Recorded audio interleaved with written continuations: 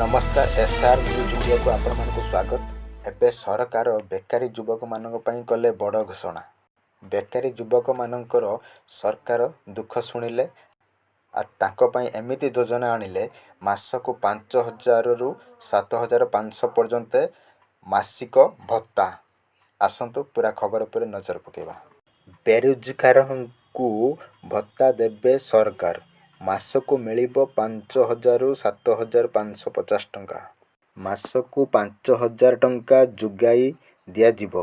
सेही भली post graduate स्नातकोत्तर करिथिबा बेकारी को मासिक 7,500 टंका जुगाई देबाकू घोषणा करिसंती।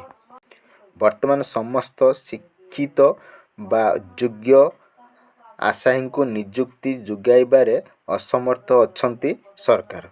एणु एबे एही वर्गर युवगोष्ठी बेकारी भत्ता जुगाई देबाकू घोषणा करिसंती सरकार। तेबे एही योजनार लाभ उठाइबाकू हेले एक निर्दिष्ट प्रक्रिया रहिछि। एथिपाई प्रथमे नियुक्ति पंजीकरण कार्यालय निजकू पंजीकृत करबाकू हेबो। देश रे बेरोजगारी संख्या द्रुत गति रे बढ़ी चलीछि। अनेक योग्य आशायी को कौनसी प्रकार नियुक्ति मिल पारु नाही।